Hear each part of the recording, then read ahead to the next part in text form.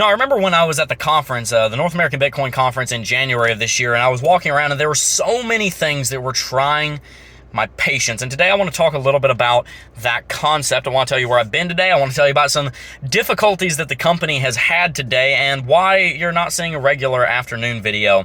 And then we're going to wrap it all into a lesson that we can take away and use during our journey in cryptocurrency. So I'm walking around the streets of Miami with Greg, our sales guy, Shannon, our chief marketing officer, and Zach, who is one of our videographers and editors. And we just could not stop getting distracted, or not distracted, but getting sidetracked, or, we would have something happen, or we were just overwhelmed. This is the first time that any of us had ever gone to a cryptocurrency conference. It's the first time I'd ever been at a conference as an actual participant in the conference, not just a visitor where you're bouncing around, going to dinners, meeting with sponsors, meeting with clients, meeting with subscribers.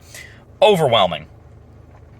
And it's very easy in those moments to get frustrated. And I've been dealing a lot with trying to figure out how to not get frustrated that easily, which the opposite of frustration, you might say, is patience. I don't know if that's the exact opposite, but, there are things that try your patience. And one of the things that I realized, and a little saying I came up with while I was walking around the streets of Miami, is patience tested is patience built.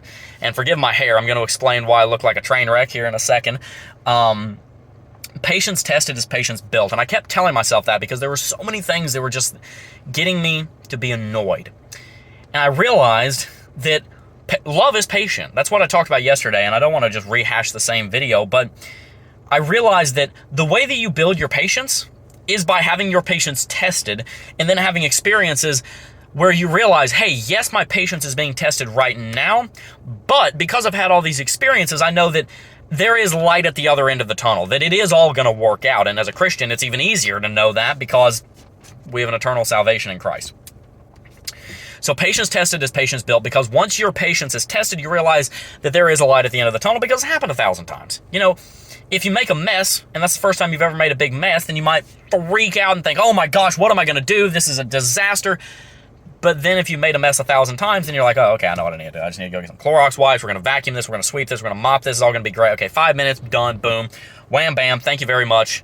We're solid because you have experience with it. Patience tested is patience built. And some of the most patient people that I've ever met in the world are the people that have had their patience tested the most, because that's where they get the experience with it. You're not going to be an expert tennis player if you've only played once. You're not going to be an expert volleyball player if you've only played once. But if you've swung a golf club up 100,000 times, you're going to be pretty good at it. It's just statistically likely that you're not going to be able to swing a golf club 100,000 times and not have picked up some tricks and tips of the trade. I've made almost 2,000 videos on this channel over the last 5 years, and I've learned a thing or two about how to make a decent video.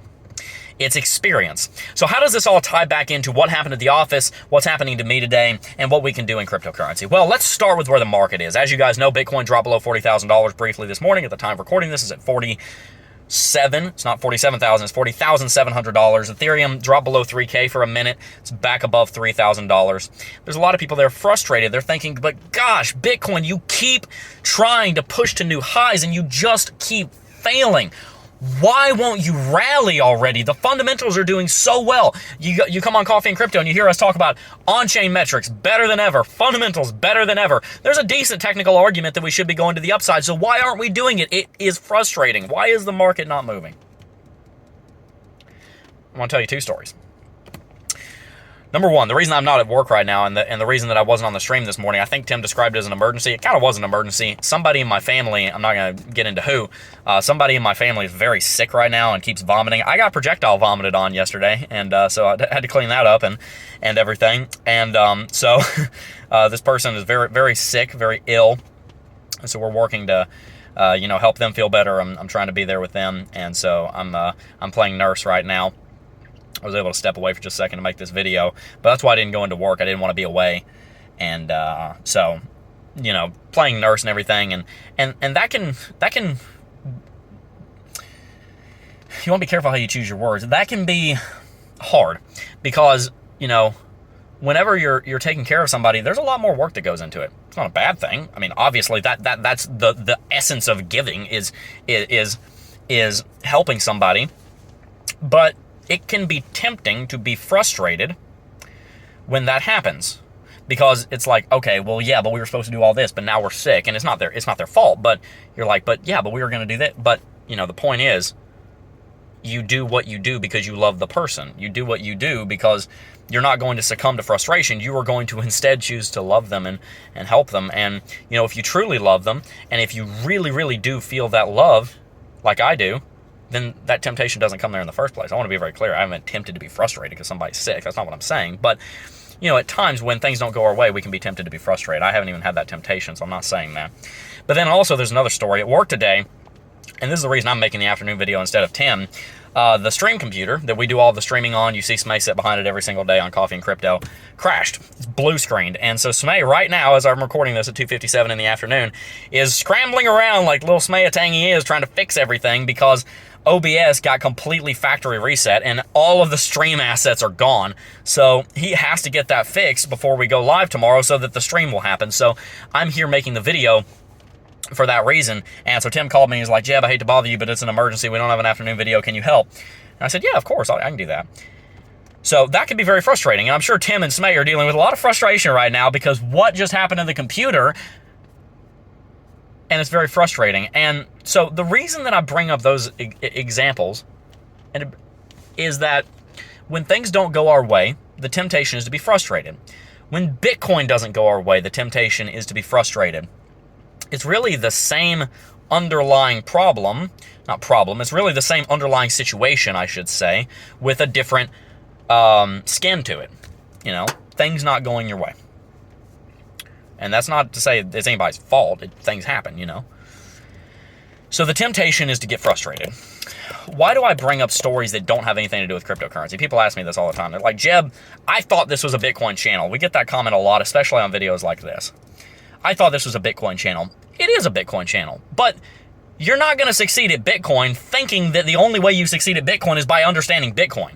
If you want to be a professional trader, you got to learn things like patience and how to deal with frustration, how to deal with anger, how to time manage, how to energy manage, how to not sit on a computer for 16 hours and binge charting and trading and then not feed yourself, and then you get sick, and then you get stuck in a bed, and then you're out for a week, and then you miss a trade, and your portfolio goes down because you weren't taking care of your health. Bitcoin does not exist in a vacuum. It's not in a bubble. We have to understand how to operate in our lives in general. And part of the reason I'm so passionate about it is because I'm learning so much about it. I'm newly married. I'm 21 years old. I'm running a company. I've got all these things that I'm learning. I'm constantly learning, not just crypto, but all these other things in my life.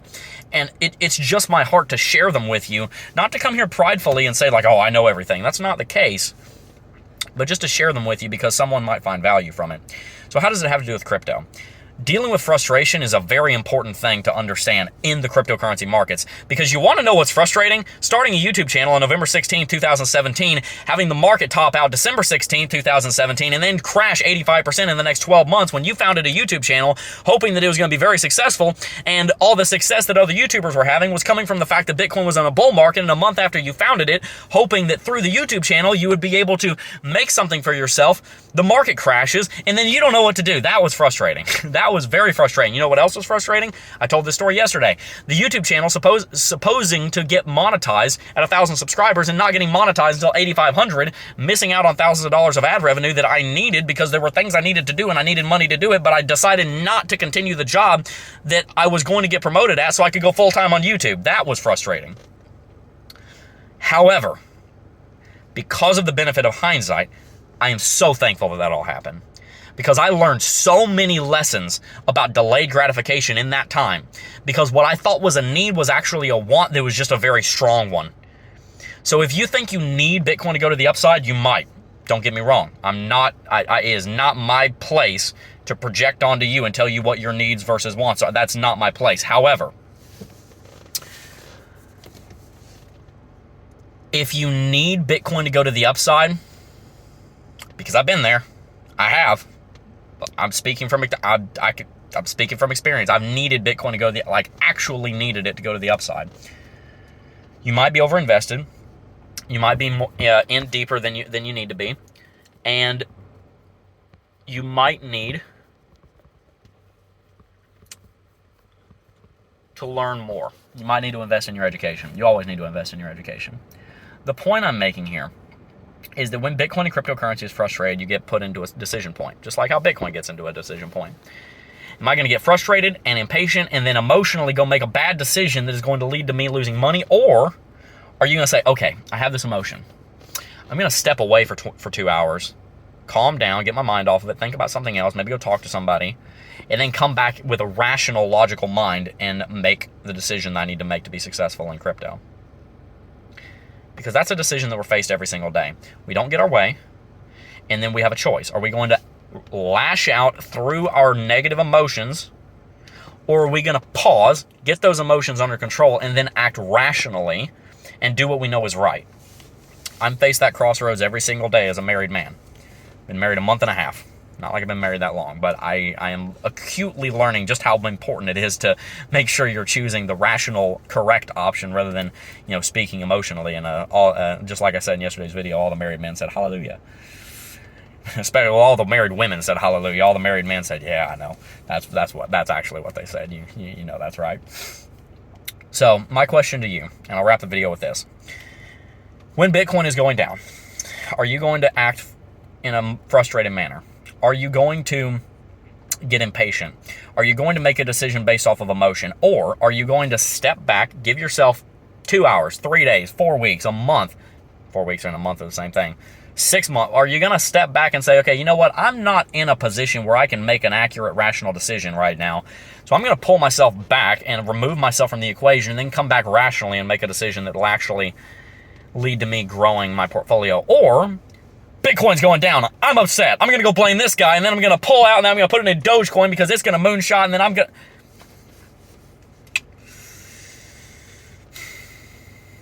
Learning how to be a trader is learning how to trade, Learning how to trade is technical analysis and how to use an exchange. Learning how to be a trader is 10% learning how to use technical analysis and read a chart, and is 90% developing your character. It really is. When you go to boot camp, I know I'm going on and on. T. Sherm will tell you this. When you go to boot camp, you're not going there to learn how to use a rifle. You're going there to become a different person so that that different person can accurately and obediently and efficiently use that rifle. It's not very difficult to figure out how a rifle works. What is difficult is to figure out how to properly use it, and tactics and strategy and chains of command and obedience and discipline and all these different things. You're going there to learn character. You're going there to be trained into a different character who can then use the tools, because just because you have the best tools in the world does not make you a master carpenter. Experience is what makes you a master carpenter. The world's greatest violinist can make a beautiful piece of music on a $40 violin. But somebody who's never touched a violin in their life could pick up a Stradivarius, and if you don't know what that is, they're the most valuable 400-year-old violins in the world. They auction for millions of dollars. An untrained person can pick up a Stradivarius, and it sounds like a cat's nails on a chalkboard, because it's not about the tool, it's about the user. So don't fall into the myth that technical analysis and knowing how to use the user interface of an exchange is the only thing you need. It's not. That's not the case. And that's why I will not stop making videos on character and the other things that I've learned. I'm not here to talk pridefully, and if I am, please call me out.